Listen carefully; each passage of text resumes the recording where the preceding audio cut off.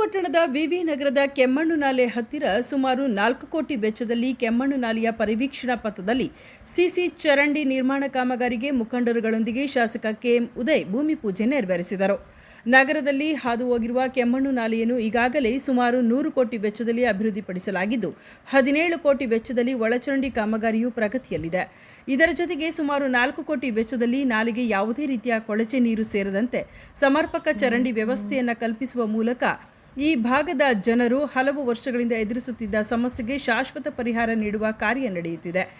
ನಾನು ಕೇವಲ 3 ಅಥವಾ 4 ತಿಂಗಳಿಗೊಮ್ಮೆ ಕ್ಷೇತ್ರಕ್ಕೆ ಬಂದು ಭಾಷಣ ಮಾಡಿ ಜನರನ್ನು ಮರಳು ಮಾಡುವ ರಾಜಕಾರಣ ನನ್ನದಲ್ಲ. ನಾನು ಕ್ಷೇತ್ರದ ಜನರ ಕಷ್ಟ ಸುಖಗಳಲ್ಲಿ ನಿರಂತರವಾಗಿ ಭಾಗಿಯಾಗಿ ತಾಲೂಕಿನ ಸರ್ವಾಂಗೀಣ ಅಭಿವೃದ್ಧಿಗಾಗಿ ಹಗಲು ರಾತ್ರಿ ಶ್ರಮಿಸುತ್ತಿದ್ದೇನೆ ಎಂದರು.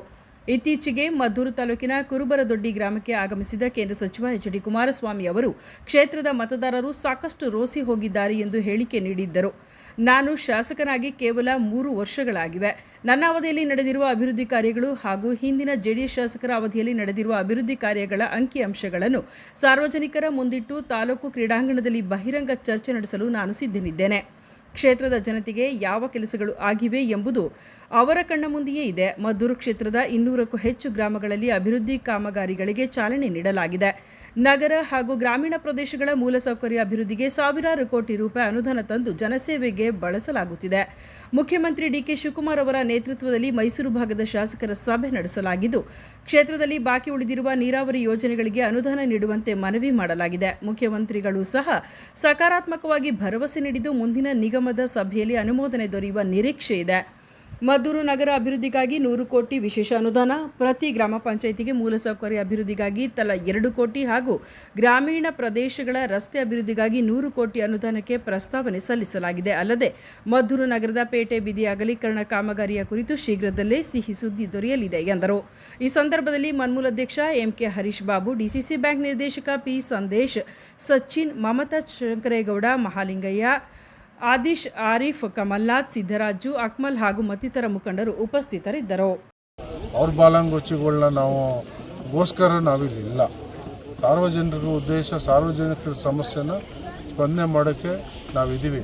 ಇಲ್ಲೇ ನೀವು ಎಷ್ಟು ಸರಿ ಬಂದಿದ್ದೀರಾ, ಎಷ್ಟು ಸರಿ ಯಾವ್ಯಾವ ಕಾಮಗಾರಿ ಚಾಲನೆ ಕೊಟ್ಟಿದ್ದೀವಿ, ಇಲ್ಲಿ ಎಷ್ಟು ಸಮಸ್ಯೆ ಏನಂದ್ರೆ ನೀವು ಸಾಕ್ಷಿ ಇದ್ದೀರಾ. ಬೇರೆದು ಬಿಡಿ, ಈ ಜಾಗದಲ್ಲಿ ನಾವು ಯೂಶಲಿ ಈಗ 17 ಕೋಟಿಗೆ ಇಲ್ಲೇ ಪಕ್ಕದಲ್ಲಿ ಗುದ್ಲಿ ಪೂಜೆ ಮಾಡೋದು, ಇದನ್ನು 100 ಕೋಟಿಗೆ ತಮಿಳ್ನಾಡಲ್ಲಿ ಪೂಜೆ ಮಾಡೋದು. ಇಲ್ಲಿ ಯೂಶಲಿ ಇವು ಎಷ್ಟು ಸಮಸ್ಯೆ ಇದೆ ಅನ್ನೋದು ನಿಮಗೆಲ್ಲ ಗೊತ್ತು. ಇದೆಲ್ಲ ಕೆಲಸ ಕಂಪ್ಲೀಟ್ ಆದಮೇಲೆ ಇದರದ್ದು ಹಿಂದಿನ ಫೋಟೋಗಳು ನಿಮ್ಮ ಹತ್ರ ಇರ್ತದೆ, ಆಮೇಲೂ ಇರ್ತದೆ. ಇವ್ರದ್ದು ಏನು ಅನ್ನೋದು ನಾ ಹೇಳಿ. 2028 ಚುನಾವಣೆಗೆ ಆಟೋ ಸ್ಟ್ಯಾಂಡ್ನವರನ್ನು ಎತ್ತಿಸಿದ್ರು, ಅದೇ ರೀತಿ ಕ್ಷೇತ್ರದ ಜನರನ್ನು ಎತ್ತುತ್ತಾರೆ ಅಂತ ಹೇಳ್ತಾರೆ ಅವರು. ಆಟೋ ಸ್ಟ್ಯಾಂಡ್ ಯಾರು ಎತ್ತಿದ್ರು? ಯಾರು ಎತ್ತಿದ್ದಾರೆ ಆಟೋ ಸ್ಟ್ಯಾಂಡ್? ರಾಜಕೀಯ ಮಾಡ್ತಾರೆ ನೋಡ್ರಿ. ರಾಜಕೀಯ ಮಾಡಿದ್ರೆ ನಾನು 1000 ಕೋಟಿ ಅನುದಾನ ತಂದು ಇಲ್ಲಿ ಕೆಲಸ ಮಾಡ್ತಿದ್ವಾ? ನೆನೆ ಹೋಗಿ ಬೆಂಗಳೂರು ಕೆಲಸ ಮುಗಿದು ರಾತ್ರಿ ಬಂದು ಬೆಳಗ್ಗೆ ಎದ್ದು ಇಲ್ಲಿ ಸಮಸ್ಯೆ ನೋಡ್ಕೊಂಡು ಇಲ್ಲಿ ಸಮಸ್ಯೆಗೆ ನಾವು ಕೆಲಸ ಮಾಡ್ತಾಯಿದ್ದೀವಿ. ಇವ್ರ ಥರ 6 ತಿಂಗಳಿಗೋ 3 ವರ್ಷಕ್ಕೋ ಒಂದಿಷ್ಟು ಬಂದ್ಬಿಟ್ಟು ಭಾಷಣ ಬಿಗಿದ್ಬಿಟ್ಟು ಅಥವಾ ಕಣ್ಣೀರು ಸೂಸ್ಬಿಟ್ಟು ನಾನೇನು ಮತ ಕೇಳೋಕ್ಕೋ ಅಥವಾ ಪರ್ಮನೆಂಟಾಗಿ ಇಲ್ಲಿ ರಾಜಕೀಯ ಮಾಡ್ಕೊಂಡು ಇರೋಕ್ಕೋ ನಾನು ಬಂದಿಲ್ಲ. ಆಕಸ್ಮಿಕವಾಗಿ ಬಂದೆ. ಜನ ನನಗೆ ಜವಾಬ್ದಾರಿ ಕೊಟ್ಟಿದ್ದಾರೆ. ಆ ಜವಾಬ್ದಾರಿಗೆ ತಕ್ಕಂಗೆ ಜನರಿಗೆ ನಿರೀಕ್ಷೆಗೆ ನಾನು ಕೆಲಸ ಮಾಡ್ತಾಯಿದ್ದೀನಿ. ಏನು ಇವ್ರದ್ದು ಕೊಡುಗೆ ಅನ್ನೋದು ಅಂಕಿಅಂಶ ತಗೊಂಡು ಬರಲಿ, ಸಾರ್ವಜನಿಕವಾಗಿ ಚರ್ಚೆ ಮಾಡುವ. ಸ್ಟೇಡಿಯಮ್ಗೆ ಬೇಕಾದ್ರೆ ಕಾಲ್ ಮಾಡುವ ಎಲ್ಲ ಪಬ್ಲಿಕ್ಸ್ನ. ನಮ್ಮ ಅವಧಿ, ನಾನು ಕಡಿಮೆ ಅವಧಿಲಿ ಬಂದು ನಂದೇನು, ಅವ್ರದ್ದು ಇಷ್ಟು ವರ್ಷ ರಾಜಕೀಯ ಅನುಭವದಲ್ಲಿ ಇವರೆಲ್ಲ ಇಷ್ಟು ವರ್ಷ ಇದ್ದದ್ದೇನು ಅಂಕಿಅಂಶ ತರಲಿ. ದಾಖಲೆ ಇದೆ ನಮ್ಮ ಹತ್ರ, ಖಾಲಿ ಮಾತಾಡಲ್ಲ, ದಾಖಲೆ ಇದೆ. ಕಣ್ಣು ಮುಂದೆ ಕೆಲಸ ನಡೀತಿದೆ. ಅವ್ರದ್ದು ಹೇಳಿ, ನಮ್ಮದು ಹೇಳುವ. ಯಾರೋ ಅವ್ರ ಶಿಷ್ಯರು ಬಾಲಂಗೋಚಿಗಳು ಏನೋ